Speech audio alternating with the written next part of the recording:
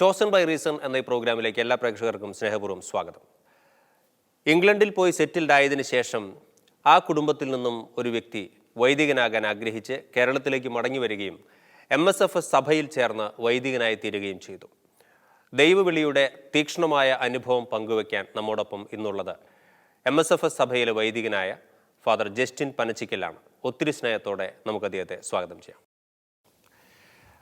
അച്ഛൻ ശരിക്കും നമ്മുടെ മുൻപിലിരിക്കുമ്പോൾ വലിയ കൗതുകവും വലിയ ഭയങ്കര ഒരു എക്സൈറ്റ്മെൻറ്റ് നമുക്ക് തോന്നുന്നുണ്ട്. കാരണം നമ്മുടെ ഇവിടെ മലയാളികൾ എങ്ങനെയെങ്കിലും ഒരു വിദേശ രാജ്യത്ത് നല്ലൊരു ജോലി നേടി അവിടെ സെറ്റിൽഡ് ആകാൻ ആഗ്രഹിച്ച് വളരെയധികം പരിശ്രമിക്കുന്ന ഒരു കാലഘട്ടമാണിത്. നമുക്കറിയാം, കഴിഞ്ഞ വർഷങ്ങളിലൊക്കെ അങ്ങനെയുള്ള ശ്രമങ്ങളുണ്ട്, ഒരുപാട് പേര് പോയിട്ടുമുണ്ട്.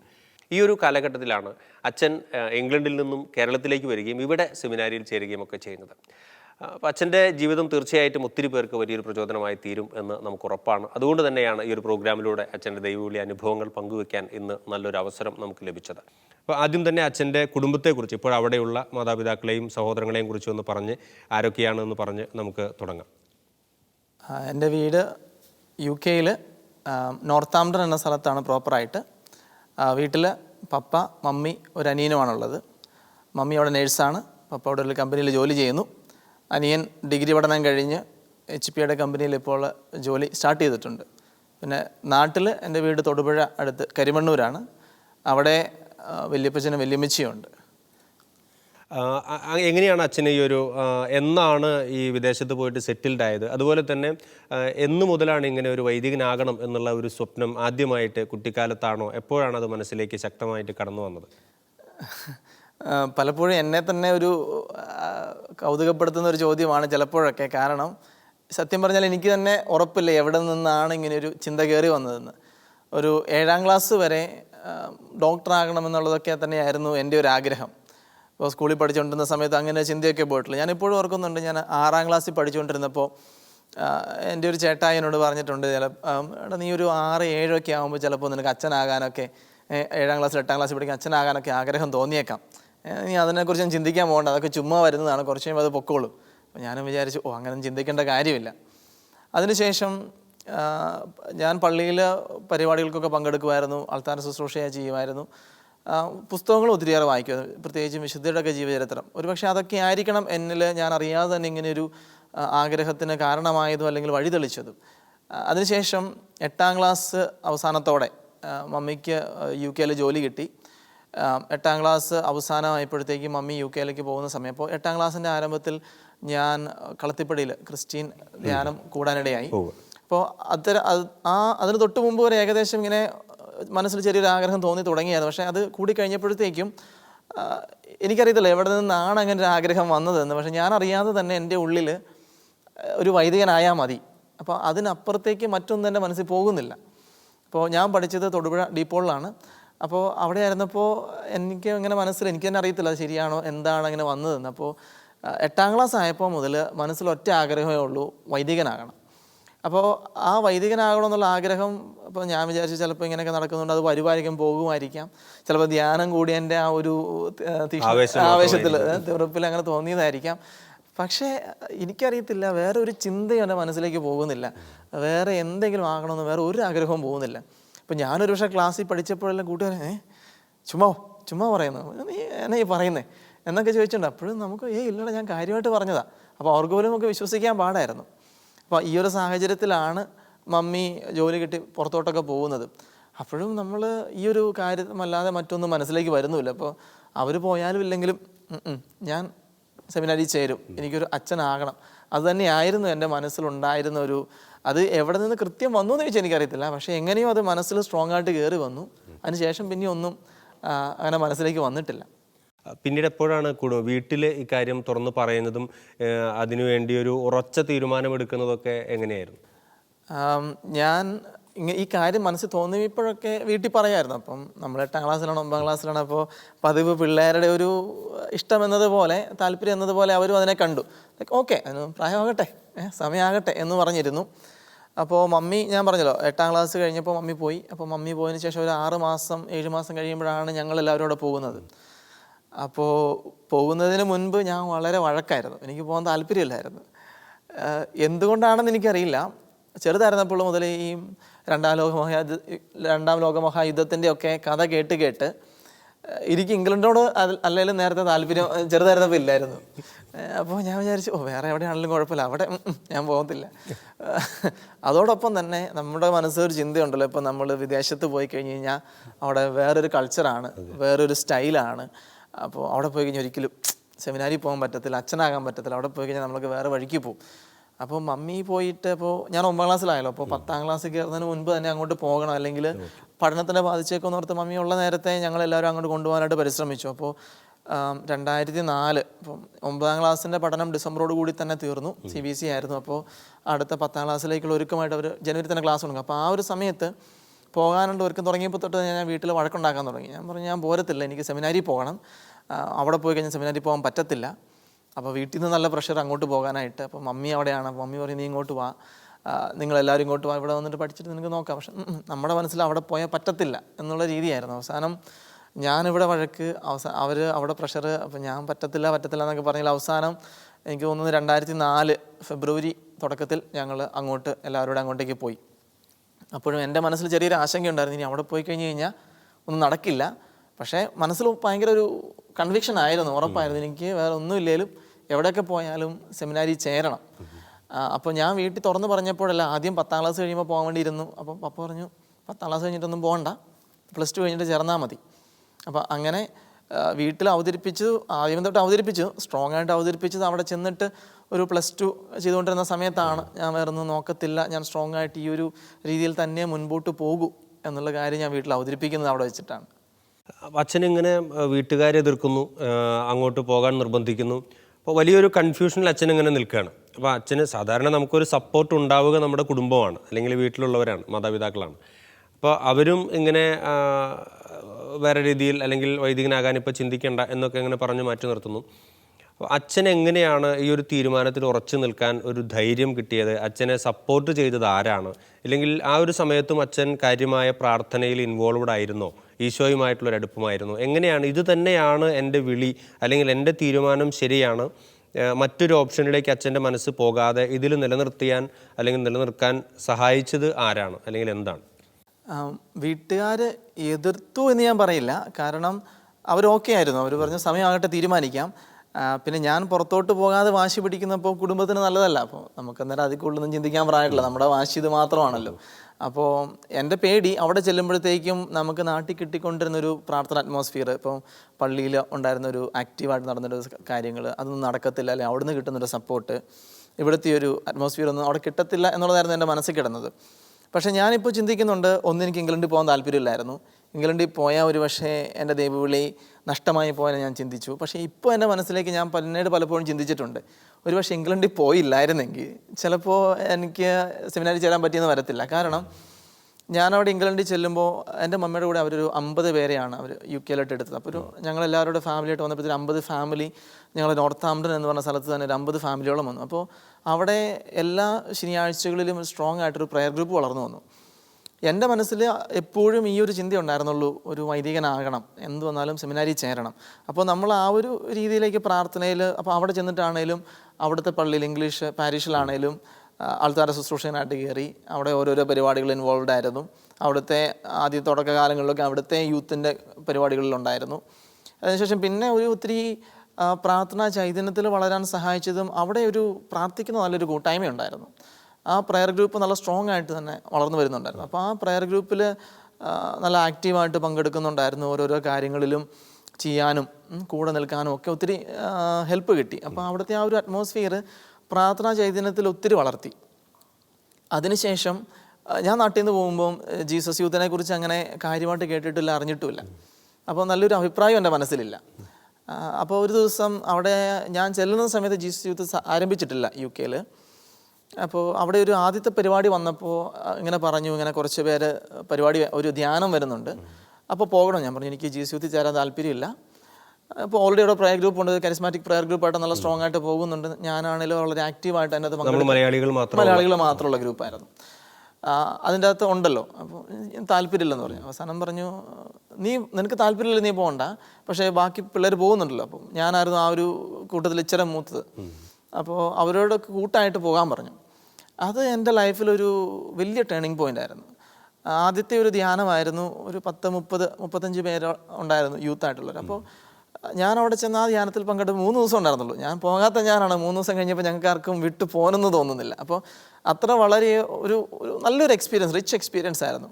അത് കഴിഞ്ഞിട്ട് ഞാൻ തിരിച്ചു വന്ന് നോർത്ത് ആംപ്ടണിൽ ജീസസ് യൂത്തിൻ്റെ പ്രയർ ഗ്രൂപ്പ്, ഞാൻ വേറൊരെണ്ണം യൂത്തിന് വേണ്ടിയിട്ട് ഒരു പ്രയർ ഗ്രൂപ്പ് സ്റ്റാർട്ട് ചെയ്തു. അപ്പോൾ ആ ജീസസ് യൂത്ത് ഈ പ്രയർ ഗ്രൂപ്പ് എന്നെ ഒത്തിരി സപ്പോർട്ട് ചെയ്തു. വേറെ സപ്പോർട്ട് ഇല്ലെന്നല്ല, പക്ഷേ എൻ്റെ ഒരു പേഴ്സണൽ സ്പിരിച്വൽ ലൈഫിൽ എന്നെ ഒത്തിരി സപ്പോർട്ട് ചെയ്തത് ജീസസ് യൂത്തും അവിടെ ഉണ്ടായിരുന്ന പ്രയർ ഗ്രൂപ്പുമാണ് ആ ഒരു കാലഘട്ടത്തിൽ. പിന്നെ ജീസസ് യൂത്തിനകത്ത് ഒത്തിരി ഇൻവോൾവ്ഡ് ആയി. ആദ്യത്തെ യൂത്തിൻ്റെ കോർ ടീം, അപ്പം ഞാൻ ചെന്നിട്ട് ആ ഒരു വർഷമാണ് ആദ്യത്തെ കോർ ടീമൊക്കെ ഫോം ആകുന്നത്. അപ്പോൾ ആ ഒരു സമയത്ത് അങ്ങനെ ജീസസ് യൂത്തിൽ നല്ല ആക്റ്റീവായിട്ടുണ്ടായിരുന്നു. അപ്പം അവിടെയുള്ള എൽഡേഴ്സ്, അവിടെയുള്ള കൂട്ടുകാർ, അവിടെയുള്ള അപ്പോൾ നമ്മുടെ ആ ഒരു റേഞ്ചിലുള്ള ആ ഒരു സ്പിരിച്വാലിറ്റി ആൻഡ് സ്പിരിച്വൽ ലൈഫ് വന്നപ്പോഴത്തേക്ക് നമുക്കൊരു വേറെ ഒരു ലോകമായിരുന്നു നമ്മൾക്ക്. അപ്പോൾ അത് ഒത്തിരിയേറെ ഒരു എക്സ്പീരിയൻസ് തന്നു. അതുകൂടാതെ തന്നെ ഇപ്പം കുടുംബത്തിലാണേലും ഇപ്പം അവിടെ ഞങ്ങൾക്ക് MSFSലെ തന്നെ ഒരു അച്ഛനാണ് ആദ്യമായിട്ടൊരു ചാപ്ലിനായിട്ട് അങ്ങോട്ട് വരുന്നത്. ആ അച്ഛനാണേലും അപ്പോൾ കുറച്ചുകൂടി കുർബാനയും കാര്യങ്ങളൊക്കെ ആയി. അപ്പോൾ നമുക്കാണേലും ഒരു മൊത്തത്തിലൊരു സ്പിരിച്വൽ അറ്റ്മോസ്ഫിയർ അവിടെ ഒത്തിരി രൂപപ്പെട്ട് കിട്ടി. അപ്പോൾ നമ്മുടെ ആ ഒരു എൻ്റെ ഉള്ളിലുണ്ടായിരുന്ന ആ ഒരു സ്പിരിറ്റ് കെട്ടുപോകാന്നല്ല, അത് കൂടുതൽ അതിനെ ഒന്ന് സ്ട്രോങ് ആക്കാൻ, എസ്പെഷ്യലി ഈ പ്രയർ ഗ്രൂപ്പും ജീസസ് യൂത്തിനകത്തുണ്ടായിരുന്ന ഒരു പാർട്ടിസിപ്പേഷനും അവരുടെ സപ്പോർട്ടും ശരിക്കും ഒത്തിരി ഹെൽപ്പ് ചെയ്തു. അച്ഛൻ്റെ ഈ വ്യക്തിപരമായ പ്രാർത്ഥനയിൽ വളരെയധികം മാറ്റങ്ങളുണ്ടായി. ജീസസ് യൂത്ത് അനുഭവങ്ങളിലൂടെയൊക്കെ അച്ഛൻ്റെ ഒരു വിശ്വാസത്തിൻ്റെ തലങ്ങളിലൊക്കെ വലിയ വളർച്ചയും വ്യത്യാസങ്ങളുമൊക്കെ സംഭവിച്ചു. പക്ഷേ എങ്കിലും ഈശോയുമായുള്ള വ്യക്തിപരമായ അച്ഛൻ്റെ ഒരു ബന്ധം, ഈശോയുമായുള്ള വ്യക്തിപരമായ അച്ഛൻ്റെ അടുപ്പവും കൂടുതൽ പ്രാർത്ഥിക്കുന്നതുമൊക്കെ എങ്ങനെയായിരുന്നു? ഏത് രീതിയിലുള്ള ഒരു ബന്ധമാണ് അച്ഛനും ഈശോയും തമ്മിൽ ഇപ്പോഴുള്ളത്? അത് ഒറ്റവാക്കി പറയാൻ പറ്റുമെന്ന് എനിക്കറിയത്തില്ല. കാരണം ഞാൻ പറഞ്ഞ പോലെ ക്രിസ്റ്റീനിൽ ആ ധ്യാനത്തിൽ പങ്കെടുത്തതിന് ശേഷം എൻ്റെ സ്പിരിച്വാലിറ്റി ഒത്തിരി വളർന്നു. അതിനുശേഷം ഞാൻ പറഞ്ഞില്ല, മമ്മി UK പോയി. അപ്പോൾ നമ്മുടെ കാര്യങ്ങൾ കുറച്ചും കൂടി നമ്മൾ ഉത്തരവാദിത്വം ഏറ്റെടുക്കണമെന്നൊരവസ്ഥയൊക്കെ ആയി. അപ്പോൾ രാവിലെ 4:30 എണീക്കും. കൊന്ത എല്ലിട്ടാണ് സ്റ്റാർട്ട് ചെയ്തുകൊണ്ടിരുന്നത്. അത്രയും നാളും ഒരു നല്ല മടിയായിരുന്നു. പക്ഷെ അതിനുശേഷം വളരെ ഒരു ഡിഫറെൻ്റ് എക്സ്പീരിയൻസ്, പ്രാർത്ഥിക്കാൻ നല്ലൊരു സ്പിരിറ്റായിരുന്നു. രാവിലെ എണീറ്റിട്ട് കൊന്ത എല്ലിട്ട് സ്റ്റാർട്ട് ചെയ്യുള്ളൂ. രാവിലെ എണീക്കും. പിന്നെ സ്കൂളിൽ പോകണമെങ്കിൽ 1/2 മണിക്കൂർ ബസ്സിൽ ട്രാവൽ ചെയ്യാനുണ്ട്. അപ്പോൾ ആ സമയത്ത് കൊന്ത എല്ലും. അപ്പോൾ UK പോകുന്നവരെ വരെ അങ്ങനെയായിരുന്നു. അപ്പോൾ UK പോയതിന് ശേഷവും ആ ഒരു സ്പിരിറ്റ് തന്നെ. അപ്പം ഞാൻ പറഞ്ഞില്ല, പ്രയർ ഗ്രൂപ്പിൽ ചേർന്നപ്പോഴത്തേക്കും പേഴ്സണൽ പ്രയർ ഒത്തിരി ഇമ്പ്രൂവ് ആയി. ഇപ്പോൾ കുറച്ചുകൂടി തനിയിരുന്ന് പ്രാർത്ഥിക്കാനുള്ള ഇൻട്രസ്റ്റ്, വായിക്കാനുള്ള ഇൻട്രസ്റ്റ്. പിന്നെ അത് ഞാൻ നോക്കിയപ്പോൾ അന്നത്തെ കാലത്തുണ്ടായിരുന്ന ആ ഒരു സ്പിരിച്വാലിറ്റി അതിങ്ങനെ വളർന്നു വന്നിട്ടുണ്ട്. അപ്പോൾ ഈശോയുമായിട്ടുള്ള ക്ലോസ് റിലേഷൻഷിപ്പ് കുറച്ചുകൂടി ആഴത്തിൽ അനുഭവിക്കുന്നത് ഓരോരോ ഘട്ടത്തിലും ഇങ്ങനെ അത് വളർന്നു വരികയായിരുന്നു. ഇപ്പം ഞാനായിരിക്കുന്ന അവസ്ഥയിൽ ഇപ്പോൾ ഇരിക്കുന്ന ഈ സമയത്ത് പോലും അതിൽ നിന്നൊരു വളർച്ചയാണ്. അപ്പോൾ ഒരു സ്റ്റൈല് മാറിയിട്ടുണ്ട്, പ്രാർത്ഥനയുടെ സ്റ്റൈല് മാറിയിട്ടുണ്ട്. ആദ്യം നമ്മൾ കുറേ പ്രാർത്ഥനകൾ ചൊല്ലി പ്രാർത്ഥിക്കും. അപ്പോൾ പിന്നെ ആ പ്രയർ ഗ്രൂപ്പ്, എസ്പെഷ്യലി ജീസസ് യൂത്തിലൊക്കെ ചേർന്ന് കഴിഞ്ഞപ്പോഴത്തേക്കും ഈശോയായിട്ടുള്ളൊരു പേഴ്സണൽ കോൺവെർസേഷൻ, പേഴ്സണൽ റിലേഷൻഷിപ്പ്, കർത്താവിനോട് സംസാരിക്കാൻ, അതൊരു കൂട്ടുകാരനോട് എന്നതുപോലെ, ഒരു അടുപ്പമുള്ളൊരു വ്യക്തിയോട് എന്നതുപോലെ. അപ്പോഴാണ് ഞാൻ ഈശോയെ, ഞാനിപ്പോഴും ഇപ്പോൾ ഈ നാളുകളാണെങ്കിലും പിള്ളേർക്കൊക്കെ ടോക്ക് കൊടുക്കുമ്പോഴോ അല്ലെങ്കിൽ ധ്യാനം എടുക്കുമ്പോഴോ അവരോട് ഈശോയായിട്ടുള്ള പേഴ്സണൽ പ്രാർത്ഥനയെക്കുറിച്ച് പറയുമ്പോൾ ഞാൻ എൻ്റെ എക്സ്പീരിയൻസ് പറയുന്നത് ഇങ്ങനെയാണ്. അന്നത്തെ കാലത്ത് കുറേ ആളുകൾ, അന്നത്തെ കാലത്ത് ഒരു ഐഡിയ ആയിരുന്നു, ഈശോയെ ഒന്നെങ്കിൽ അപ്പാന്ന് വിളിക്കുക, അല്ലെങ്കിൽ ഈശോയെ പപ്പാന്ന് വിളിക്കുക. അപ്പോൾ ചിലർ ഈശോയെ അല്ലാതെ വേറെ പല രീതിയിൽ വിളിക്കുക. അപ്പോൾ ഞാൻ ചിന്തിച്ചപ്പോൾ പപ്പയായിട്ട് സ്വർഗ്ഗസ്വനായ പിതാവുണ്ട്. അപ്പോൾ പിതാവിൻ്റെ ഏറ്റവും ആദ്യത്തെ പുത്രൻ എന്ന് പറയുന്നത് ഈശോ തന്നെയാണല്ലോ. അപ്പം ശരിക്കും പറഞ്ഞാൽ എൻ്റെ ഒരു ചേട്ടായിട്ട് വരും. അപ്പം പിന്നെ കുഴപ്പമില്ല. അപ്പോൾ ചേട്ടായി എന്ന് പറയുന്ന ഒരു ഫിഗർ എനിക്കിഷ്ടപ്പെട്ടു. അപ്പോൾ ഒരു ഫ്രണ്ടിൻ്റെ അടുപ്പമുണ്ട് എന്നാൽ ഒരു ഗൈഡൻസ് തരാനുള്ള ഇതുകൊണ്ട്. അപ്പോൾ അന്ന് തൊട്ട് ഞാൻ എൻ്റെ ഈ ഈശോയെ ചേട്ടായി എന്നാണ് അഡ്രസ്സ് ചെയ്യുന്നത്. അപ്പോൾ ഇപ്പോഴാണെങ്കിൽ പോലും അപ്പോൾ ഞാൻ പേഴ്സണലായിട്ട് ചാപ്പലിൽ കയറി പ്രാർത്ഥിക്കാൻ നേരത്ത് ചേട്ടായി എന്നാണ് ഈശോനെ വിളിക്കുന്നത്. അപ്പം അന്ന് മുതൽ എനിക്ക് തോന്നുന്ന ഒരു +2 കാലഘട്ടം മുതലാണ് ഞാൻ ആ ഒരു രീതിയിൽ ഈശോയോട് സംസാരിക്കാൻ തുടങ്ങിയത്. ഈശോനെ ചേട്ടായി എന്ന് വിളിക്കും. അപ്പോൾ എന്തുണ്ടെങ്കിലും ചേട്ടായി, ഇപ്പോൾ എന്ത് ചെയ്യാൻ പോയാലും ഇപ്പോൾ ചേട്ടായി കൂടെ കാണണം കേട്ടോ. ഇപ്പോൾ ഈ ഒരു ചിന്തയിലൂടെ പിന്നീട് ഇപ്പം ബെന്നിയച്ചൻ്റെ കാര്യം പറഞ്ഞു, അദ്ദേഹത്തിലൂടെയാണോ MSFS സഭയെക്കുറിച്ച് അറിഞ്ഞതും MSFS സഭയിലേക്ക് ചേരാൻ അല്ലെങ്കിൽ ആ ഒരു സമൂഹത്തിൽ അംഗമാകാൻ തീരുമാനിച്ചത് എങ്ങനെയാണ്? നേര് പറഞ്ഞാൽ എനിക്ക് MSFS എന്ന സഭയെ അറിയത്തുപോലുമില്ല. ഞാൻ UK ചെല്ലുമ്പോൾ ബെന്നിയച്ചൻ അവിടെ വരുന്നതിന് മുൻപ് ഒരാളിപ്പം എനിക്ക് വൈദികനാകാൻ താല്പര്യമുണ്ടെന്ന് പറഞ്ഞപ്പോൾ എനിക്ക് എൻ്റെ കൺവിക്ഷൻ ആദ്യം തൊട്ടൊരു മിഷണറി വൈദികനാകണമെന്നായിരുന്നു. ഒരു എൻ്റെ താല്പര്യം അങ്ങോട്ടാണ് പോയത്. ഒരു രൂപതയിൽ ചേരാൻ ഒത്തിരിയേറെ, അപ്പം അവിടുത്തെ ഇംഗ്ലീഷ് രൂപതയിൽ ചേരാൻ അച്ഛൻ ഒത്തിരിയേറെ നിർബന്ധിച്ചു. പക്ഷെ എനിക്ക് അങ്ങനെ ഒരു താല്പര്യം പോയില്ല. 2 കാര്യങ്ങളായിരുന്നു. ഒന്ന്, ഒരു മിഷണറി വൈദികനാകണം. 2, എനിക്ക് കേരളത്തിൽ വന്ന് സെമിനാരി ചേരണമെന്നൊരു താല്പര്യം ഉണ്ടായിരുന്നു. അറിയത്തില്ല എന്തുകൊണ്ടാണ്, ഇനി അവിടെ ആൾക്കാർ കുറവായത് കാരണം സെമിനാരി ലൈഫ് എങ്ങനെ പോകുമെന്ന് അറിയത്തില്ലാത്തതുകൊണ്ടാണോ, അതെയോ അവിടെ ചേർന്നാൽ ചാൻസസ് കുറവാണെന്ന് തോന്നിയതുകൊണ്ടാണോ എന്ന് അറിയത്തില്ല. നാട്ടിൽ വന്ന് ചേരണമെന്നുണ്ടായിരുന്നു. അപ്പോൾ എനിക്ക് പണ്ട് തൊട്ടേ പാസ്റ്ററലായിട്ടുള്ള ഫീൽഡ്, പിന്നെ പ്രീച്ചിങ്ങിനോട് താല്പര്യം ഉണ്ടായിരുന്നു. പിന്നെ ആൾക്കാരെ, ഒരു ആത്മീയ ജീവിതത്തിൽ ആൾക്കാരെ സഹായിക്കാൻ പറ്റുന്ന ഒരു വൈദിക ജീവിതം എന്നുള്ളൊരു കോൺസെപ്റ്റായിരുന്നു. അപ്പോൾ പ്രത്യേകിച്ചും ഒരു മിഷണറി ആക്ടിവിറ്റീസിലൊക്കെ ഏർപ്പെടുക, മറ്റുള്ളവരിലേക്ക് ഇറങ്ങി ചെല്ലുക. അപ്പോൾ അങ്ങനെ ഒരു ചിന്ത വന്നപ്പോഴേക്കും എനിക്ക് എന്ത് വന്നാലും ഒരു മിഷണറി വൈദികനാകണമെന്നായിരുന്നു താല്പര്യം. അപ്പോൾ പക്ഷേ ഒത്തിരിയേറെ കോൺഗ്രിഗേഷനെ കുറിച്ചൊന്നും അറിയത്തില്ല. ആപ്പാടെയൊക്കെ അന്ന് കേട്ടിട്ടുള്ളത് കപ്പൂച്ചിൻസ് കേട്ടിട്ടുണ്ട്, പിന്നെ കുറച്ച് പേര് റിഡംട്രിസ്റ്റ്, അങ്ങനെ കുറേ കോൺഗ്രിഗേഷൻ്റെ പേര് സജസ്റ്റ് ചെയ്തു. അതിനിടയിലാണ് വേറൊരാൾ എന്നോട് MSFSനെ കുറിച്ച് സംസാരിക്കുന്നത്. അപ്പോൾ അന്നേരം എനിക്ക് പെട്ടെന്ന് അതൊരു ഓക്കെ, അപ്പോൾ എൻ്റെ കോൺസെപ്റ്റ് വെച്ച് ഒരു വൈദികൻ എന്ന നിലയിൽ എനിക്ക് എന്ത് ചെയ്യണം, അപ്പോൾ വൈദികനാകാനല്ല, അപ്പോൾ എങ്ങനെയുള്ളൊരു വൈദികനായിട്ട് എന്ത് ശുശ്രൂഷയാണ് ചെയ്യാൻ എന്നുള്ളത് നോക്കിക്കഴിഞ്ഞപ്പോൾ social work, preaching, pastoral work എല്ലാം ചേർന്ന ഒരു കോൺഗ്രിഗേഷൻ എന്ന നിലയിൽ ഞാനൊരു പരിചയപ്പെട്ടത് MSFS ആണ്. പിന്നെ ബെന്നിയച്ഛൻ്റെ അവിടെ സാന്നിധ്യം ഉള്ളത് കൊണ്ടും അച്ഛൻ്റെ ഒരു ലൈഫ് സ്റ്റൈലും എന്നെ ഒത്തിരി ഇൻസ്പയർ ചെയ്തിട്ടുണ്ട്. ഞാനിപ്പോഴും ഓർക്കുന്നുണ്ട്, അച്ഛൻ ഒരിക്കൽ പോലും എന്നോട് നീ MSFS ചേരണം എന്ന് പറഞ്ഞിട്ടില്ല. എനിക്ക് താല്പര്യം ഉണ്ടെന്ന് പറഞ്ഞപ്പോൾ അന്നേരത്തെ പ്രൊവിൻഷ്യലായ മാത്യു കൊഴുപ്പുകളോ അച്ഛൻ അവിടെ വിസിറ്റിന് വന്നപ്പോൾ വീട്ടിൽ വന്നു, കണ്ടു, സംസാരിച്ചു. ഞാൻ പറഞ്ഞു എനിക്ക് MSFS ചേരാൻ താല്പര്യമാണ്. പിന്നെ ഞാൻ ചിന്തിക്കും, ഒരു പക്ഷേ അന്നത് അങ്ങനെയാണ് അറിയുന്നത്. നമുക്ക് ഇവിടെ നാട്ടിലായിരുന്നപ്പം വിൻസെൻഷൻ കോൺഗ്രിഗേഷൻ അറിയാം, CMI അറിയാം, കപ്പൂച്ചിൻസ് അറിയാം. പക്ഷെ അവിടെ ചെന്നപ്പോൾ MSFSനെ കുറിച്ച് കേട്ടപ്പോൾ എൻ്റെ മനസ്സിൽ അങ്ങനെ ഒരു ഇത് വന്നു, ലൈക്ക് ഇതാണ് ഞാൻ കണ്ട എനിക്ക് താല്പര്യമുള്ള മിനിസ്ട്രീസ് വെച്ചിട്ടുള്ളൊരു കോൺഗ്രിഗേഷൻ എന്ന് തോന്നി. അവരുടെ പ്രവർത്തന മേഖലയും എല്ലാം കണ്ടു. പിന്നെ ബെന്നീച്ചൻ്റെ പ്രസൻസ് ഒരു ഇൻസ്പിറേഷൻ ആയിരുന്നു. പിന്നെ മറ്റ് കിട്ടിയിട്ടുള്ള ഫീഡ്ബാക്ക് എല്ലാം വെച്ചിട്ട് ഞാൻ തീരുമാനിച്ചു, വന്നാൽ പിന്നെ MSFSൽ പോയേക്കാം, അപ്പോൾ നമ്മളെ കൊണ്ട് പറ്റുമായിരിക്കും എന്നൊരു ചിന്ത വന്നു. അങ്ങനെ ഞാനത് അങ്ങനെ ചൂസ് ചെയ്തതാണ്.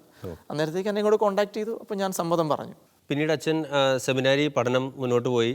വൈദികനാകുന്നതിന് മുൻപ് ഡീക്കനായിരിക്കുന്ന സമയത്താണ് ഒരു ഗുരുതരമായ ഒരു രോഗാവസ്ഥയിലേക്ക് അച്ഛൻ കടന്നു പോകുന്നത്. അപ്പോൾ ഈ ഒരു വലിയ പ്രതീക്ഷയിലെ വൈദികനാകാനുള്ള ഒരു പൗരോഹിത്യ ജീവിതം സ്വപ്നം കണ്ടിരിക്കുന്ന സമയത്ത് ഈ ഒരു രോഗം കടന്നു വരുമ്പോൾ അച്ഛൻ എത്രത്തോളം ആ ഒരു സമയത്ത് ഒരു സ്ട്രെയിനിലൂടെ കടന്നുപോയി, ഒപ്പം ആ രോഗത്തിൻ്റെ ഒരു പശ്ചാത്തലമൊക്കെ എന്തായിരുന്നു, അതിനെക്കുറിച്ച് ഒന്ന് പറയാം. ഞാൻ ഡീക്കനായിരിക്കുന്ന സമയത്ത് ബാംഗ്ലൂർ സ്വർഗ്രാണി പാരീഷ് ഉണ്ട്, അവിടെ സിർമൽവർ പാരീഷാണ്. അവിടെയാണ് എല്ലാ സൺഡേയും മിനിസ്ട്രിക്ക് പോയിക്കൊണ്ടിരുന്നത്. അപ്പം സാധാരണ പോലെ പോയി ഞാൻ അവിടെ ചെന്ന് സാക്രിസ്റ്റിയിൽ ലോഹ മാറിക്കൊണ്ടിരിക്കുന്ന സമയത്ത് അവിടെ ചെന്നിട്ടാണ് ലോഹ ഇടുന്നത്. അപ്പോൾ ലോഹ ഇട്ടിട്ട് ഞാൻ കണ്ണാടിയിൽ ജസ്റ്റ് ഒന്ന് മുഖം നോക്കി ഓർക്കുന്നുണ്ട്. പിന്നെ ഞാൻ നോക്കിയപ്പോൾ ഇത്ര നീളമുള്ള മുറിയുടെ അങ്ങേയറ്റത്താണ് ഞാൻ ഇരിക്കുന്നത്. ഞാനെന്താ ഇവിടെ ഇരിക്കുന്നത്, കുർബാനയ്ക്ക് സമയമായല്ലോ. ഞാൻ നോക്കുമ്പോൾ അച്ഛൻ അവിടെ ഡ്രസ്സ് ചെയ്തുകൊണ്ടിരിക്കുന്നുണ്ട്. ഉയ്യോ, എനിക്ക് ഹോമിലിയുണ്ട്, പ്രസംഗം പറയാനുണ്ട്. ഞാൻ ഓടിച്ചെന്നു. അച്ഛൻ പറഞ്ഞു നീ വരണ്ട, ഞാൻ കയറിക്കോളാം എന്ന് പറഞ്ഞു. അച്ഛൻ പ്രസംഗം പറയണ്ട, പക്ഷെ അന്നേരം എൻ്റെ മനസ്സിലേക്കൊന്നും വരുന്നില്ല. അത് കഴിഞ്ഞ് അച്ഛൻ കയറിയപ്പോഴാണ് അവിടുത്തെ കപ്പിയാര സാക്രിസ്ത്യൻ പറയുന്നത്, ഞാൻ പെട്ടെന്ന് ഇങ്ങനെ ഒരു സ്ഥലത്തോട്ട് കോച്ചി പിടിച്ച് നിലത്ത് വീണു, എനിക്ക് സീഷറായി. അപ്പോഴത്തേക്കും ജസ്റ്റ് ചാടിക്കയറി പിടിച്ചാലും തലയൊന്നും നിലത്തടിച്ചില്ല. അപ്പോൾ എനിക്കിത് കേട്ടപ്പോൾ വല്ലാത്തൊരു പേടി മനസ്സിലേക്ക് വന്നു, ഇതെന്ത് പറ്റി ഇങ്ങനെ സംഭവിച്ചേ. പക്ഷെ ഞാൻ ഓക്കെ ആയി. അപ്പം അവർ പേടിച്ചിട്ട് എന്നെ തിരിച്ച് സെമിനാരിൽ കൊണ്ടുവിട്ടു. വേദപാഠമൊക്കെ പഠിപ്പിച്ചിട്ടാണ് പോകുന്നത്. അപ്പം ഞാനിങ്ങനെ ചിന്തിച്ചു, ഇനിയിപ്പോൾ വലിയ പ്രശ്നം ഉണ്ടാവും. അപ്പോൾ അവിടെ നേഴ്സായിട്ട് ജോയിൻ ചെയ്ത ഒരാൾ സെമിനാറിലുണ്ട്, നേഴ്സിംഗ് കഴിഞ്ഞതിന് ശേഷം. അപ്പോൾ അവൻ എന്നോട് പറഞ്ഞു, ഇപ്പം നീ തൽക്കാലം ഇത് ഒത്തിരി പറയണ്ട, ഇനിയിപ്പോൾ നമുക്ക് അറിയത്തില്ല എന്താ സംഭവം എന്ന്. ഇനി എപ്പിലെപ്സി വല്ലതും ആണെങ്കിൽ, അതിൻ്റെ ആരംഭം വല്ലതും ആണെങ്കിൽ അച്ഛനാകാൻ പറ്റത്തില്ലല്ലോ. നമ്മൾ പേടിച്ചു. ഇനി അതിൻ്റെ വല്ല ആരംഭമാണ്, ഇങ്ങനെ സീഷറായി ഫിറ്റ്സ് പോലെയൊക്കെ വന്നു എന്നൊക്കെ പറഞ്ഞ് കേട്ടപ്പോഴേക്കും. അപ്പം ഇതിന് മുമ്പ് എനിക്കിടയ്ക്കിടയ്ക്ക് ഇങ്ങനെ 1-2 സെക്കൻഡത്തേക്ക് മൈൻഡ് ബ്ലാങ്ക് ആവും. അപ്പോൾ നമ്മൾ വിചാരിച്ച് മടുത്തിരിക്കുന്നതാണ്, ഇതാ ഇങ്ങനെയാണ് മൈൻഡ് ബ്ലാങ്ക് ആകുന്നതെന്ന് പറയുന്നത് ഇതായിരിക്കും. അപ്പോൾ ആ സമയത്ത് ഇപ്പോൾ എന്നോട് സംസാരിക്കുന്നത് എനിക്ക് കേൾക്കാം, ചിലപ്പോൾ തിരിച്ച് പ്രതികരിക്കാൻ അതേപോലെ എനിക്ക് പറ്റിയെന്ന് വരത്തില്ല. അപ്പോൾ ഞാൻ ഇതിൻ്റെ പേരിൽ അപ്പോൾ ഞാൻ ഈ ഒരു കാര്യം എന്താണെന്ന് അറിയാനായിട്ട് ഒരു ന്യൂറോ സർജനെ പോയി കാണുന്നു. ന്യൂറോ സർജനെ പോയി കണ്ടപ്പോൾ പുള്ളി എന്നെ വല്ലാതെ വഴക്ക് പറയാം, നീ സമയത്ത് കിടന്നുറങ്ങുന്നില്ല, ചിലപ്പം ഫോൺ ഉപയോഗിക്കുന്നുണ്ടായിരിക്കാം, അല്ലെങ്കിൽ ഒത്തിരിയേറെ വർക്കിൻ്റെ സ്ട്രെസ് ആൻഡ് സ്ട്രെയിൻ ഉള്ളതുകൊണ്ടായിരിക്കാം ഇത്രയേറെ ബുദ്ധിമുട്ട് വരുന്നത്. ഒത്തിരി വഴക്ക് പറഞ്ഞിട്ട് പുള്ളി പറഞ്ഞു എന്തായാലും സ്കാൻ ചെയ്യാൻ പറഞ്ഞു. അപ്പോൾ MRI സ്കാൻ ചെയ്യണം. അപ്പോൾ ഇതൊരു 2 ആഴ്ച കഴിഞ്ഞ് ഞാൻ വീണതിന് ശേഷം. അപ്പോൾ MRI സ്കാൻ ചെയ്തപ്പോൾ പുള്ളിയുടെ മുഖമൊക്കെ മാറി, റിസൾട്ട് വന്നപ്പോൾ പുള്ളി പറഞ്ഞു, ഞാൻ പറഞ്ഞു എന്തായാലും പറഞ്ഞോളാൻ പറഞ്ഞു. അപ്പോൾ കൂടുതൽ ആ നേഴ്സായിട്ടുള്ള ബ്രദർ ഉണ്ടായിരുന്നു. അപ്പോൾ ഞാൻ കേൾക്കാൻ റെഡിയാണ്, പറഞ്ഞോളാൻ പറഞ്ഞു. പുള്ളി പറഞ്ഞു ഞാൻ പറഞ്ഞെല്ലാം തിരിച്ചെടുത്തിരിക്കുന്നു, നിനക്ക് ട്യൂമർ ഉണ്ടെന്ന് പറഞ്ഞു. ഓക്കെ ഓക്കെ, ഓപ്പറേഷൻ വേണം. ഓക്കെ. അപ്പോൾ ഞങ്ങളുടെ സഭയിലൊരു സിജോ ഓലിക്കൽ എന്ന് പറഞ്ഞൊരു അച്ഛൻ, 31 വയസ്സുണ്ടായിരുന്നുള്ളൂ. ഞാൻ തലകറങ്ങിയ പള്ളിയിൽ വീണതിൻ്റെ ഒരു 4 ദിവസം കഴിഞ്ഞപ്പോഴത്തേക്കും ഡെങ്കി വന്ന് അച്ഛൻ മരിച്ചായിരുന്നു. അപ്പം ആ ഒരു ഷോക്കിലായിരുന്നു കോൺഗ്രിഗേഷനും അവിടെയുള്ള എല്ലാവരും മുഴുവൻ. അത് കഴിഞ്ഞിട്ട് 2 ആഴ്ച കഴിഞ്ഞപ്പോഴാണ് എൻ്റെ റിസൾട്ട് വന്നപ്പോൾ എനിക്ക് ബ്രെയിൻ ട്യൂമർ ആണെന്ന് അറിയുന്നത്. ബിനൈൻ ട്യൂമറാണ്, മലിഗ്നൻ്റ് അല്ല എന്ന് പറഞ്ഞാലും ബ്രെയിൻ ട്യൂമർ നേട്ടപ്പോഴത്തേക്ക് എല്ലാവർക്കും വല്ലാത്ത ഷോക്കായിപ്പോയി. ബാക്ക് ടു ബാക്ക് ഇങ്ങനെ 2 ഇൻസിഡൻറ്റ് വന്നപ്പോഴത്തേക്കും. അപ്പോൾ ഉടനെ എല്ലാവരും കൂടെ കാര്യമായിട്ട് അന്വേഷിക്കാൻ തുടങ്ങി എന്ത് ചെയ്യാൻ പറ്റും. അപ്പോൾ ആദ്യം എനിക്കൊന്നും തോന്നിയില്ല പ്രത്യേകിച്ച്. ഓക്കെ, ബ്രെയിൻ ട്യൂമർ നമുക്ക് ഓപ്പറേഷൻ ചെയ്യാം, ബിനായനാണ്, ക്യാൻസറസ് അല്ല എന്നൊക്കെ പുള്ളി പറഞ്ഞു. എങ്കിലും പിന്നെയും എൻ്റെ മനസ്സിലൊരു വിഷമം, ഒരു ബുദ്ധിമുട്ട് ഇങ്ങനെ വരാൻ തുടങ്ങി. എന്തായിരിക്കും, ഞാൻ അച്ഛനാകുമോ ഇനിയിപ്പം എന്തായിരിക്കും സംഭവം? കാരണം ഇതിപ്പോൾ എങ്ങോട്ട് വേണേലും പോവാം. ക്യാൻസറസ് ആകാം, ചിലപ്പം നമ്മുടെ കാര്യം തന്നെ തീർന്നു പോയേക്കാം, നമുക്ക് അറിയത്തില്ല എന്താ സംഭവം എന്നറിയത്തില്ല. അപ്പോൾ ഞാനൊരു ദിവസം രാത്രിയിൽ കിടന്നപ്പോൾ ഇങ്ങനെ ഈശോട് എപ്പോഴും സംസാരിക്കുന്ന, ഞാൻ പറഞ്ഞില്ല ഈശോനെ ചേട്ടായെന്ന് വിളിച്ചുകൊണ്ടിരിക്കുക. അപ്പോൾ ഞാൻ പറഞ്ഞു, അതെ, കാര്യം എന്താണേലും കൊള്ളാം, എനിക്കിപ്പോൾ ഒരു ഉത്തരം തരണം. അപ്പം അച്ഛനായാലും കുഴപ്പമില്ല, ഞാൻ തട്ടിപ്പോയാലും കുഴപ്പമില്ല, ഇതിനെന്താ സംഭവം, ഇതെന്താ പരിപാടി, എനിക്ക് സംഭവം എന്നാന്ന് അറിയണമെന്ന് പറഞ്ഞു. ഞാനിങ്ങനെ കുറച്ച് പ്രാർത്ഥിച്ച് ലൈറ്റ് ഓഫാക്കി കിടന്നപ്പോഴേക്കും എൻ്റെ മനസ്സിലേക്ക് ഒരു വചനം ഇങ്ങനെ കണ്ടിന്യൂസ് ആയിട്ട് കയറി വന്നു. യേശയ്യ 60:19 പല വചനങ്ങൾ അറിയെങ്കിലും യേശയ്യ 60:19 എന്ന വചനം അതുവരെ എനിക്ക് ഒരു ഐഡിയ ഇല്ല. ഞാൻ ആദ്യം വിചാരിച്ച് തോന്നലായിരിക്കാം. പിന്നെയും കിടന്നപ്പോഴും ഈ മനസ്സിലേക്ക് ഈ വചനം തന്നെ യേശയ്യ 60:19 ഇങ്ങനെ മനസ്സ് പറയാം. ഞാൻ പിന്നെ അപ്പം തന്നെ എഴുന്നേറ്റ് ചാടിക്കയറി എണീറ്റ് ലൈറ്റ് ഇട്ടു, ബൈബിളെടുത്ത് വായിച്ചു. അപ്പോൾ ആ വചനം എങ്ങനെയാണ്, ഇനി മുതൽ സൂര്യനായിരിക്കില്ല നിനക്ക് പ്രകാശം തരുന്നത്, രാത്രിയിൽ നിനക്ക് പ്രകാശം തരാൻ ചന്ദ്രനായിരിക്കില്ല പ്രശോഭിക്കുന്നത്, നിന്റെ കർത്താവായിരിക്കും നിന്റെ നിത്യമായ പ്രകാശം, നിന്റെ ദൈവമായിരിക്കും നിന്റെ മഹത്വം. അത് വായിച്ചതോടുകൂടി എൻ്റെ മനസ്സിലുണ്ടായിരുന്ന എല്ലാ ടെൻഷനും, ഒരു ഭയത്തിൻ്റെ ഒരു വല്ലാത്തൊരു വീർപ്പുമുട്ടൽ അനുഭവമായിരുന്നു. എന്താ സംഭവം എന്നറിയത്തില്ല. അതെല്ലാം അങ്ങോട്ട് മാറി ഞാൻ വളരെ ശാന്തമായി. അത് കഴിഞ്ഞ് ആശുപത്രി കൊണ്ടുപോയപ്പോൾ ഡോക്ടർ പറഞ്ഞു, ഇടത് സൈഡിലാണ്. അപ്പോൾ ഇടത് സൈഡിൽ, അപ്പോൾ ഇത് സ്പീച്ച് ആൻഡ് മെമ്മറിയുടെ ഏരിയ ആണ്. ചിലപ്പോൾ സ്പീച്ച് ആൻഡ് മെമ്മറി വർക്ക് ചെയ്യാൻ ഒരു 3 മാസമൊക്കെ സമയമെടുക്കും. ചിലപ്പം മെമ്മറി ലോസ്, റിലാപ്സസ് ഒക്കെ ചിലപ്പോൾ ഉണ്ടാവും. ചിലപ്പോൾ സ്പീച്ച് കൊഹിയറൻ്റ് ആകാൻ ഇനി 3 മാസത്തിൽ ചിലവാൻ വേണ്ടി വരും. അപ്പോൾ ഞാൻ ചിന്തിക്കുമ്പം ഓഗസ്റ്റ് മാസമായി, ഡിസംബറിലേക്ക് പട്ടത്തിൻ്റെ ഡേറ്റ് ഫിക്സ് ചെയ്തിരിക്കുകയാണ്. ഏകദേശമൊക്കെ തീരുമാനമായി, നടക്കുമോ ഇല്ലയെന്നൊന്നും അറിയത്തില്ല. അപ്പോൾ ഓക്കെ, ഞാൻ പറഞ്ഞു കുഴപ്പമൊന്നുമില്ല, ഫൈൻ, എന്ത് വന്നാലും ഓക്കെ. അപ്പോൾ ഈ ഒരു വചനം വായിച്ചപ്പോൾ തൊട്ട് വല്ലാത്തൊരു സന്തോഷം മനസ്സിലുണ്ട്. നമുക്കൊരു പേടിയുമില്ല, വളരെ സന്തോഷം. അപ്പം അത് കാണുമ്പോൾ തന്നെയാണ് എല്ലാവർക്കും ഏറ്റവും വലിയ പേടി. അപ്പോൾ എന്നെ ഓപ്പറേഷൻ തലേദിവസം ഡോക്ടർ തന്നെ എന്നോട് വന്നിട്ട് ചോദിച്ചു, വലിയ കുഴപ്പമുണ്ടോ, അതെയോ, ഇങ്ങനെ അച്ഛനാകാൻ പോയതുകൊണ്ടാണോ ഇങ്ങനെ ഇരിക്കുന്നത്? അപ്പോൾ അതിൻ്റെ അനസ്തേസിയ ആയിട്ട് മരുന്ന് കയറ്റിയപ്പോഴാണെങ്കിലും നമ്മൾ ഡോക്ടർമാരോടെല്ലാം സംസാരിച്ചുകൊണ്ടിരിക്കുന്നു, വിശേഷങ്ങളൊക്കെ ചോദിച്ചുകൊണ്ടിരിക്കുന്നു. ഡോക്ടർ പറഞ്ഞു, ഡോസൊന്നും മാറിപ്പോയിട്ടില്ലല്ലോ, എൻ്റെ ബോധം പോകുന്നില്ലല്ലോ എന്ന് പറഞ്ഞു. ഈ ഒരു ഡയലോഗ് കേട്ടുകൊണ്ടാണ് എൻ്റെ ബോധം പോകുന്നത്. അപ്പോൾ ആ ഒരു എക്സ്പീരിയൻസിലൂടെ കടന്നു പോയതിന് ശേഷം, അപ്പോൾ ഓപ്പറേഷൻ കഴിഞ്ഞു, ബോധം വന്നപ്പോൾ എനിക്ക് വല്ലാത്തൊരു വിഷമമായിരുന്നു. ഇതിനു മുമ്പ് കുമ്പസാരിച്ച് കുർബാന സ്വീകരിക്കാൻ പറ്റിയില്ല. അപ്പോൾ ഞാൻ ICU കിടന്ന് ബോധം വന്ന ഉടനെ ഞാൻ ഓർക്കുന്നുണ്ട്, എൻ്റെ റെക്ടർ അച്ഛൻ എന്നെ കാണാൻ കയറി വന്നു. അപ്പോഴത്തേക്ക് ഞാൻ പറഞ്ഞു, എനിക്ക് കുർബാന വേണമെന്ന് പറഞ്ഞു. അച്ഛൻ ഉടനെ പോയി കമ്മ്യൂണിറ്റിയിൽ പോയിട്ട് കുർബാന എടുത്ത് കൊണ്ട് തന്നു. പിന്നെ അപ്പോൾ ഡോക്ടർ പറഞ്ഞിട്ടല്ലോ 3 മാസം എടുക്കും സൗണ്ടൊക്കെ ഓക്കെ ആകാൻ, അല്ലെങ്കിൽ സംസാരമൊക്കെ ഓക്കെ. അവിടെ ബോധം വന്നപ്പോൾ തൊട്ട് നമ്മൾ ഫുൾ ഫോമിലാണ്. അപ്പോൾ ഒരു ദിവസം കിടക്കണമെന്ന് പറഞ്ഞു, ഉച്ചയായപ്പോഴത്തേക്ക് ഒരു ICU എന്ന് പറഞ്ഞപ്പോൾ കുഴപ്പമില്ല എന്ന് പറഞ്ഞു. പിന്നെ പെട്ടെന്ന് ബെറ്റർ ആയതുകൊണ്ടും ഹോസ്പിറ്റലിൽ 5 ദിവസം കിടക്കേണ്ടത് എന്നോട് 3 ദിവസം കഴിഞ്ഞപ്പോഴത്തേക്കും റെസ്റ്റ് എടുത്തോളാൻ പറഞ്ഞു. ആ റെസ്റ്റ് എടുത്ത സമയം എനിക്ക് വല്ലാത്തൊരു നല്ലൊരു ഗോഡ് എക്സ്പീരിയൻസ് ആയിരുന്നു. കാരണം എനിക്ക് തോന്നുന്നത് എൻ്റെ ലൈഫിൽ എനിക്ക് ഏറ്റവും നല്ലൊരു റിട്രീറ്റ്, പേഴ്സണലായിട്ട് റിട്രീറ്റ് ചെയ്യാൻ പറ്റും. കാരണം നമ്മൾ ഓപ്പറേഷൻ കഴിഞ്ഞിട്ട് തലയുടെ ഓപ്പറേഷൻ ഇവിടം തൊട്ട് ഇവിടം വരെ ഒരു 10-30 സ്റ്റിച്ചോളം ഉണ്ട്.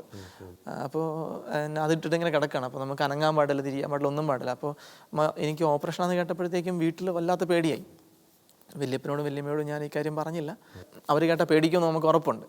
മമ്മിയോട് പറഞ്ഞപ്പം ഓൾറെഡി മമ്മി അവിടെ വാർഡ് മാനേജറാണ്. അപ്പോൾ ലീവ് എടുത്ത് നാട്ടിലേക്ക് വരാൻ സാധ്യതയില്ല, ഓൾറെഡി 2 പേർ ലീവിലാണ്. പക്ഷേ മമ്മി അവിടെ സ്ട്രോക്ക് വന്ന ആൾക്കാരെ ശുശ്രൂഷിക്കുന്ന വാർഡിലാണ് ജോലി ചെയ്യുന്നത്. അപ്പം എൻ്റെ ഈ സ്കാനിങ് റിപ്പോർട്ടും ഓപ്പറേഷൻ ഇതൊക്കെ കണ്ടപ്പോഴത്തേക്കും മമ്മിയോട് പറഞ്ഞു, എമർജൻസി ലീവ് എടുത്ത് പൊക്കോളാൻ പറഞ്ഞു. അതുകൊണ്ട് മമ്മി ഓടി വന്നു. ഓപ്പറേഷൻ ഡേറ്റിൽ മമ്മി അവിടെ ഓടിയെത്തി. അപ്പം സ്റ്റിച്ച് എടുക്കുന്നോടം വരെ ഒരു 10 ദിവസത്തോളം മമ്മി കൂടെ ഉണ്ടായിരുന്നു. അപ്പോൾ ആശുപത്രിയിൽ നിന്ന് ഞങ്ങളുടെ തൊട്ടടുത്തൊരു ഇലക്ട്രോണിക് സിറ്റിയിലുള്ള ഞങ്ങളുടെ കമ്മ്യൂണിറ്റിയിലേക്ക് മാറ്റി അവിടെയാണ് റെസ്റ്റ് എടുത്തത്. അപ്പോൾ ആ സമയത്തെല്ലാം ഈ ഒരു കാര്യം കർത്താവ് എന്നോട് എൻ്റെ മനസ്സിലോട്ട് നിരന്തരം ഇട്ട് തന്നിരുന്ന ഒരു കാര്യം എന്തായിരുന്നു, നിന്നെ ഞാൻ വിലയ്ക്ക് വാങ്ങിയതാണ്. Like you are here because of my grace. ഇത് എൻ്റെ കഴിവ് കൊണ്ടല്ല ഞാനിപ്പോൾ ഇങ്ങനെ ആയിരിക്കുന്നത്. ഒരുപക്ഷെ കർത്താവ് എനിക്കൊരു ബോധ്യം ആഴപ്പെടുത്തി തരാനും കൂടി ആയിരിക്കാം. പിന്നെ എൻ്റെ മനസ്സിൽ എപ്പോഴും ചിന്ത വരുമായിരുന്നു, വിശുദ്ധരൊക്കെ ആകുമ്പോൾ അവരുടെ സഹനങ്ങളിലൊക്കെ ഈ ധ്യാനത്തിനൊക്കെ ടെസ്റ്റിമണി പറയുമ്പോൾ നമുക്ക് കൗതുകമാണ്. എനിക്ക് പറയാനൊരു അനുഭവമില്ല, അപ്പം ഞാൻ മറ്റുള്ളവരുടെ ജീവിതസാക്ഷി എടുത്തുകൊണ്ടല്ലോ പറയാൻ. അപ്പം ഓപ്പറേഷൻ കഴിഞ്ഞപ്പോൾ ഹാപ്പിയാണ്, കുഴപ്പമില്ല. ഇനി എന്തെങ്കിലും ടോക്ക് കൊടുക്കണമെന്നുണ്ടെങ്കിൽ എൻ്റെ കഥ പറഞ്ഞാൽ മതി, വേറെ കഥ തപ്പി പോകേണ്ട കാര്യമില്ല. എനിക്ക് ആ ഒരു വല്ലാത്തൊരു സ്ട്രോങ് എക്സ്പീരിയൻസ് ആയിരുന്നു. കൃത്യമായിട്ട് എൻ്റെ മനസ്സിലേക്ക് എപ്പോഴും വരുമായിരുന്നു, കർത്താവിൻ്റെ സ്വന്തമായിട്ട് തന്നെ സ്വീകരിച്ചു. ഇപ്പം ഞാനൊരു പക്ഷേ ഇപ്പോൾ ജീവിക്കുന്നത് കർത്താവിൻ്റെ കരുണ കൊണ്ടാണ്. അപ്പോൾ കുറച്ചുകൂടി ഞാൻ സ്ട്രോങ് ആകട്ടെ, എൻ്റെ ബിലീഫ്, എൻ്റെ ഫെയ്ത്ത്, എൻ്റെ കൺവിക്ഷൻസ്, എൻ്റെ ദൈവവിളിയിൽ ഞാൻ കുറച്ചുകൂടി തീക്ഷ്ണമാകാനായിട്ട് കർത്താവ് എനിക്കൊരു എക്സ്പീരിയൻസ് തന്നതാണ്. ഓപ്പറേഷൻ കഴിഞ്ഞപ്പോൾ ഡോക്ടർ രഹസ്യമായിട്ട് എൻ്റെ മമ്മിയോടും പ്രൊവിഷനലോടും പറഞ്ഞു, സ്റ്റേജ് 2 ക്യാൻസർ എങ്കിലും ആണെങ്കിൽ ലക്കി ആയിരിക്കും എന്ന് പറഞ്ഞു. മമ്മി എൻ്റെ കൂട്ടത്തിൽ 10 ദിവസം നിന്നിട്ട് എന്നോട് പറഞ്ഞില്ല. അത് കഴിഞ്ഞിട്ട് ബയോപ്സി റിപ്പോർട്ട് വരുന്ന സമയത്ത് ബയോപ്സി റിപ്പോർട്ട് കിട്ടിയപ്പോഴത്തേക്കും മമ്മി തുള്ളി ചാടുമായിരുന്നു, ഹോസ്പിറ്റലിൽ കിടന്നു. ഞാൻ എന്നാ പറ്റി? അപ്പം പ്രൊവിൻഷ്യലിനോടും മമ്മിയോടും പറഞ്ഞിരുന്നു സ്റ്റേജ് 2 ആണ്, പക്ഷേ കിട്ടിക്കഴിഞ്ഞപ്പോഴത്തേക്കും ഒരു കുഴപ്പമില്ല. അപ്പം പിന്നെ ചെക്കപ്പ് ചെയ്തപ്പോഴും ഒരു ഗ്രോത്തോ ഒരു കുഴപ്പമില്ല, കംപ്ലീറ്റ്ലി ഓക്കെയാണ്.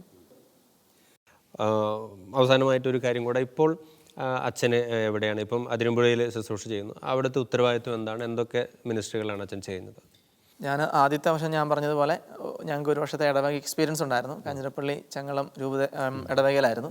അതിനുശേഷം ഒരു 4 മാസം ഞങ്ങളുടെ ഉളിക്കൽ, കണ്ണൂർ ഇരിട്ടിയടുത്ത് ഉളിക്കൽ ഞങ്ങൾക്കൊരു ബോയ്സ് ഹോം ഉണ്ട്, അവിടെ കുറച്ച് നാൾ പോയി നിന്നു.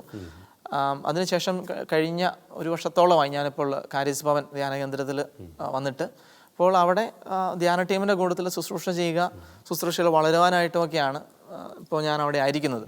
അപ്പോൾ അവിടെ ഓൾറെഡി ധ്യാനിപ്പിക്കുന്ന ഒരു ടീമുണ്ട്. അപ്പം അവരെ എന്നെ ഓരോരോ മേഖലയിലേക്കും വളർത്തിക്കൊണ്ട് വരുന്നു, ഓരോരോ കാര്യങ്ങളിലേക്ക് ചെയ്യാനായിട്ട് പ്രോത്സാഹനം തരുന്നു. അപ്പോൾ എനിക്കും താല്പര്യമുണ്ടായിരുന്നു ഇങ്ങനെയൊരു ഫീൽഡിലോട്ട് വരണമെന്ന്. ഒത്തിരിയേറെ കാര്യങ്ങൾ ഇപ്പോൾ ഞാൻ ജസ്റ്റ് സ്റ്റാർട്ട് ചെയ്തതേ ഉള്ളൂ. നമുക്ക് ഈ ഒരു കാര്യത്തിൽ നമ്മൾ വളർന്നു വരുന്നതേ ഉള്ളൂ, നമ്മൾ പിച്ച് വെച്ച് വരുന്നതേ ഉള്ളൂ. പക്ഷേ എങ്കിലും ഒത്തിരിയേറെ എൻ്റെ അടുത്ത് വരുന്ന ഓരോ വ്യക്തിയുടെയും ലൈഫിലൊരു ചലനം സൃഷ്ടിക്കാൻ എനിക്ക് സാധിക്കുമെന്ന് കാണുമ്പോൾ ഒത്തിരിയേറെ സന്തോഷമുണ്ട്. അതോടൊപ്പം തന്നെ ഇപ്പോഴും once a Jesus youth always a Jesus youth എന്ന് പറയുന്ന എനിക്ക് ഞാൻ ജീസ് യൂത്ത് എന്നറിഞ്ഞുകൊണ്ട് ഇപ്പോൾ അവിടുത്തെ ജീസ് യൂത്ത് കോട്ടയം സോണിൻ്റെ ജീസ് യൂത്തിൻ്റെ മിനിസ്ട്രിയിലും കാര്യമായിട്ടുണ്ട്. അവിടുത്തെ ക്യാമ്പസ് ടീമിൻ്റെ ചാപ്ലനായിട്ട് അവരെന്നെ എടുത്ത് വെച്ചിട്ടുണ്ട്. അപ്പോൾ അവരുടെ കൂട്ടത്തിൽ നിന്ന് ശുശ്രൂഷ ചെയ്യുന്നതും വലിയൊരു സന്തോഷമാണ്. കാരണം ആ ഒരു fellowship and family tie Jees യൂത്തിൽ ഒരിക്കലും ആകുമ്പോൾ നമുക്കതറിയാം. ആ ഒരു എക്സ്പീരിയൻസ് അതിപ്പോഴും കണ്ടിന്യൂ ചെയ്യാൻ അവർക്കും അതൊരു ഇൻസ്പിറേഷനാണ്. ജീസ് യൂത്തിൽ നിന്ന് വന്നൊരു അച്ഛനാണെന്ന് പറയുമ്പോഴത്തേക്കും അവർക്കും അതൊരു സന്തോഷവും ഇൻസ്പിറേഷനും ഒക്കെയാണ്. അപ്പോൾ അങ്ങനെ യൂത്തിൻ്റെ കൂടുതൽ പ്രവർത്തിക്കാൻ സാധിക്കുന്നപ്പോൾ കാരിസ് ഭവനിലാണെങ്കിലും നമുക്ക് കാരിസ് യൂത്ത് ഉണ്ട്. കാരിസ് ഭവൻ ധ്യാനം കൂടിയ യുവജനങ്ങളുടെ കൂട്ടായ്മയും ചുറ്റുവട്ടത്തുള്ള യുവജനങ്ങളുടെ കൂട്ടായ്മയുണ്ട്. അപ്പം അവരുടെ ഇടയിലും ഒത്തിരി പ്രവർത്തിക്കാൻ സാധിക്കുമ്പോഴത്തേക്കും നമുക്ക് പകർന്നു കൊടുക്കാൻ പറ്റുന്ന ഒത്തിരിയേറെ കാര്യങ്ങൾ, അവരോട് ചേർന്ന് നിൽക്കാൻ പറ്റുന്നതും അപ്പം അവരുടെ വേവ് ലെങ്തിൽ അവരെ സഹായിക്കാൻ പറ്റുന്നതൊക്കെ ഒത്തിരിയേറെ സന്തോഷം നൽകുന്ന കാര്യമാണ്. തീർച്ചയായും വളരെയധികം സന്തോഷമുണ്ട് അച്ഛാ, നമ്മൾ ഇത്രയും സമയം നമ്മുടെ പ്രേക്ഷകർക്ക് വേണ്ടി ഈ കാര്യങ്ങളും അനുഭവങ്ങളും എല്ലാം പങ്കുവച്ചതിന്. ശരിക്കും ദൈവവിളി അത് യഥാർത്ഥത്തിൽ തിരിച്ചറിയുന്ന വ്യക്തികൾ തങ്ങളുടെ ജീവിത സാഹചര്യങ്ങൾ എത്രത്തോളം സുഖപ്രദവും സന്തോഷപ്രദവുമാണെങ്കിലും അതെല്ലാം ഉപേക്ഷിച്ച് പോകും എന്ന് തന്നെയാണ് അച്ഛൻ്റെ ജീവിതത്തിലൂടെ നമുക്ക് കാണിച്ചു തരുന്നത്. പ്രത്യേകിച്ചും ഇപ്പം അച്ഛൻ്റെ ഒരു ജീവിതം എടുക്കുമ്പോൾ വിദേശത്തൊക്കെ ഒരു ജോലി നേടുക, കുടുംബമായി അവിടെ സെറ്റിലാവുക എന്നുള്ളതൊക്കെ ഒരുപാട് കുടുംബങ്ങളുടെ ദീർഘകാലമായിട്ടുള്ള സ്വപ്നങ്ങളാണ്. അതിനുവേണ്ടി വലിയ പരിശ്രമങ്ങൾ ചെയ്യുന്നവരുണ്ട്. ഇതെല്ലാം ലഭിച്ചതിന് ശേഷം ഇതൊക്കെ ഉപേക്ഷിച്ച് ഇതിനും ഉപരിയാണ് ദൈവവിളി എന്ന് അച്ഛൻ നമ്മുടെ മുന്നിൽ കൃത്യമായി അച്ഛൻ്റെ ജീവിതം കൊണ്ട് പറഞ്ഞു തരികയാണ്, മനസ്സിലാക്കി തരികയാണ്. തീർച്ചയായിട്ടും ഒരുപാട് പേർക്ക് തങ്ങളുടെ ജീവിതത്തിൽ മറ്റെന്തിനേക്കാളും ഉപരിയായി ക്രിസ്തുവിൻ്റെ സ്വന്തമാകാൻ അച്ഛൻ്റെ ഒരു ജീവിതം പ്രചോദനമാകും എന്ന് നമുക്ക് വലിയ പ്രത്യാശയുണ്ട്. ദൈവത്തിൻ്റെ അല്ലെങ്കിൽ ഈശോയുടെ അഭിഷേകം നിറഞ്ഞ ഒരുപാട് ശുശ്രൂഷകൾ ചെയ്യാൻ അച്ഛന് സാധിക്കട്ടെ. ഒത്തിരി സ്നേഹത്തോടെ നന്ദി പറയുന്നു. Thank you.